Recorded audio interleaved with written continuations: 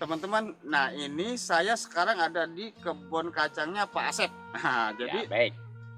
kebun kacangnya Pak Asep itu memang berdampingan dengan kebun atau tanaman timun tadi. Nah, kata Pak Asep nih, hari ini Pak Asep nih mau panen kacang. Nanti saya pengen tahu nih, biasanya Pak Asep itu pada saat panen dia dapat berapa kintal atau nanti berapa kali usia panennya, atau Pak Asep nanti berapa kali panen ya di kebun kacang ini. Nanti saya ngobrol sama Pak Asep sekitar pertumbuhan kacangnya sendiri. Oke Pak Asep, nah ini kan kacangnya ini udah mau panen nih Pak. Betul. Ini umuran berapa Pak kacangnya Pak? Ini umuran 43 HST. 43 HST ya? Ya, Berarti untuk umuran 43 HST itu sudah bisa dilakukan pemanenan. pertama Ini belum panen banyak tapi perdana ya Pak? Nah untuk pertumbuhannya sendiri gimana Pak? untuk pertumbuhannya sih alhamdulillah gitu ya. Cuman ini kendalanya ya banyak di masalah kendala di penyakitnya.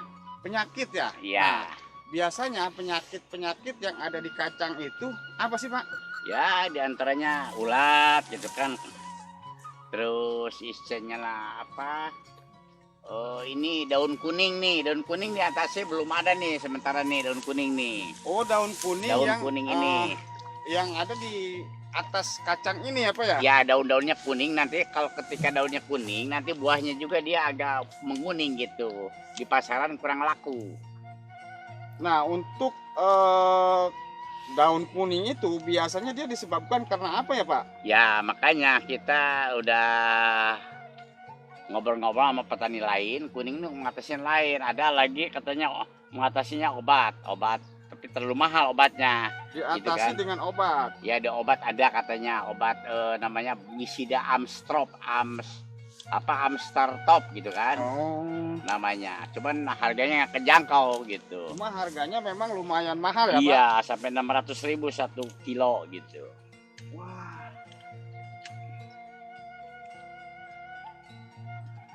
Nah untuk panen kali ini Pak Asep kira-kira dapat berapa kintal nih? Untuk nggak sampai kintal, kita luasnya dikit cuman 400 meter ya. 400 Cuman meteran. kurang lebih 1.500 pohon, Mhm. gitu kan. Cuman ya kita baru mulai belum nih. Standarnya nggak tahu berapa puluh kilo, nggak tahu lah gitu kan nanti. Nah, tapi nanti agak sore-sorean kita ini ngambil nih gitu. Jadi belum ketahuan nih dapatnya nanti berapa puluh Belum, kilo belum, gitu ya? belum. Karena ini perdana Pak Ya, Asep nanam kacang panjang. ya kacang panjang ini. Kalau Karena- dulu mah di sana dulu pernah kasih itu dulu pernah gitu kan. Dulu pernah. Nah, Oh gitu-gitu ya bekas dulu tuh di situ bekas timun. Bekas timun ditanamin kacang. Ya bekas timun dulu timun di sana bekas aja kacang di sini timun di sini terus kacang gitu selama Oh gitu. jadi selang-seling ya? Ya kalau ya jadi tanam kalau timun mah dari nol gitu kan kita bikin nyangkul bikin paritannya ini gitu. Kalau kacang mah istilahnya kita memanfaatkan paritan bekas tanam kacang gitu. Oh Kosnya gitu tidak ya. terlalu besar. Jadi nggak terlalu besar ya? Kosnya kalau timun ya Kosnya. dari nol kosnya besar.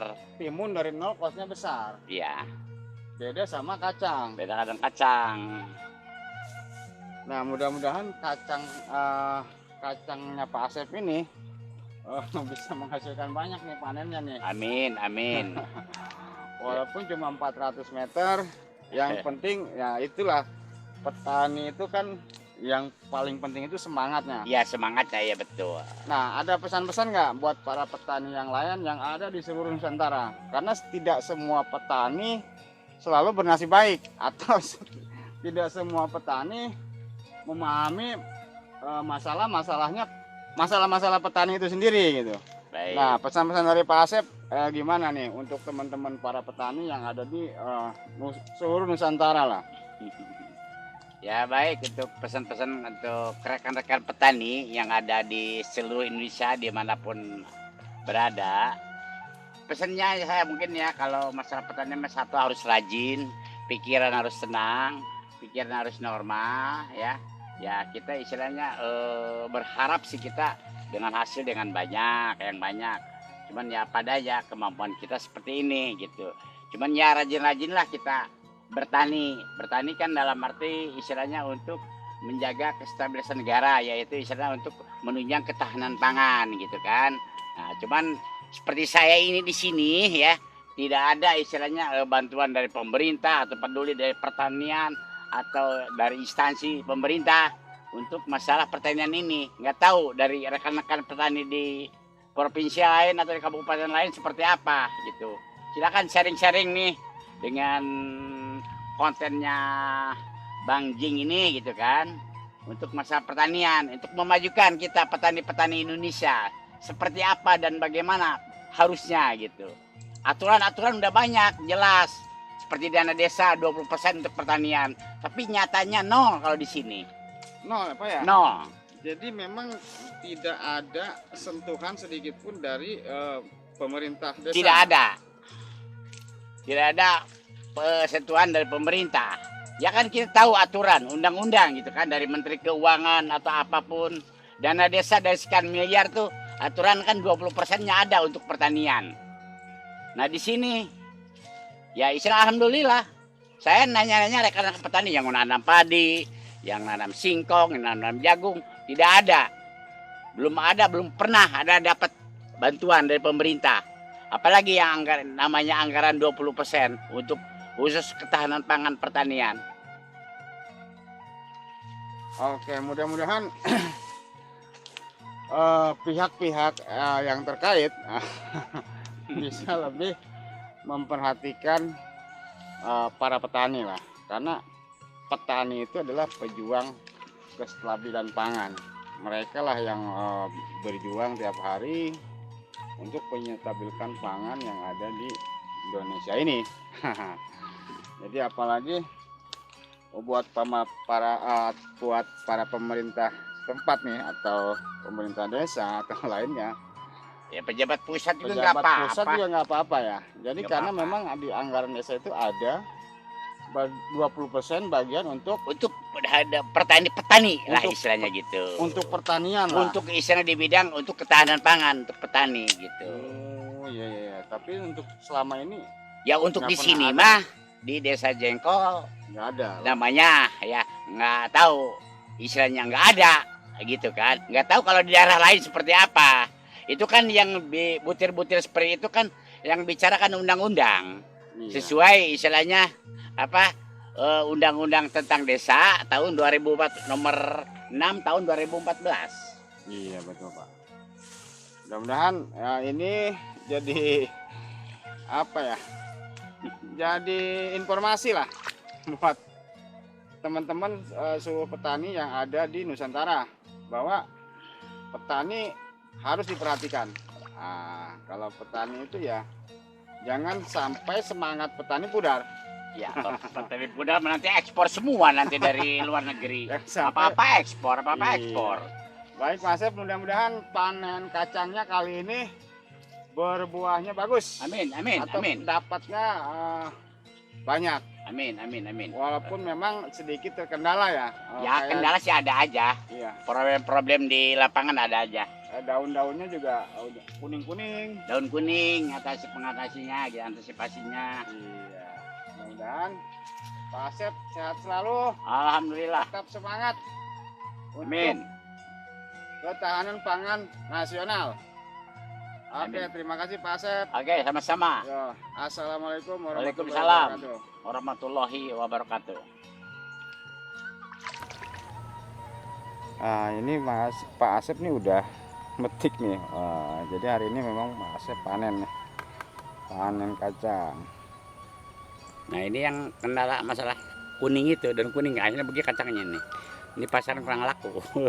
Jadi kalau kacang itu Daunnya kuning, kena daun kuning, jadi kacangnya seperti itu ya? ya, Nah kacangnya jadi apa ya, nggak berbentuk gitu? ya berbentuknya warnanya kuning juga Warnanya gitu. kuning juga. Peminat pasaran kurang. Jadi pasaran kalau seperti itu kurang ya? Iya, Karena emang nggak Bukan mulus menarik. lah, nggak menarik. beda dengan panjang seperti ini. Beda dengan panjang seperti itu Iya. ya. Nah yang itu bagus ya, emang Ya, harusnya seperti itu semua. ya mungkin. Nah teman-teman, jadi memang pertumbuhan kacang atau hasil kacang yang dihasilkan itu tergantung dari pertumbuhan si pohonnya tersebut.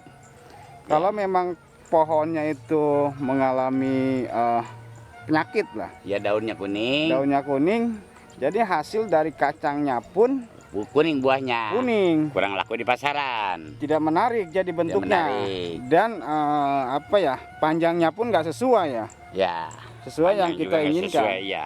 Lain dengan yang normal yang bagus Iya, gitu. jadi nah ini kacang yang dihasilkan dari pohon kacang yang memang mengalami penyakit daun kuning. Daun kuning. Oke, nah seperti itu daun-daun kuning yang terjadi pada tanaman kacangnya Pak Asep. Ya gimana coba pada rekan-rekan tani di seluruh Indonesia Nah, antisipasi untuk mengatasi untuk daun kuning. Ya saya banyak di media ini yang di grup-grup gitu ya. Ya belum tahu ada yang ini gitu. nah jadi kalau ada teman-teman yang nonton bisa komentar nih, atau yang tahu tentang bagaimana caranya mengatasi daun kuning pada kacang. Betul. Nah, Pak Asep butuh bantuan teman-teman nih, atau para suhu Ya, yang kita ada sharing lah. yang ada di grup-grup di seluruh Nusantara. Silakan komen dan jangan lupa di follow Facebook Ding Sahabat Petani dan YouTube-nya.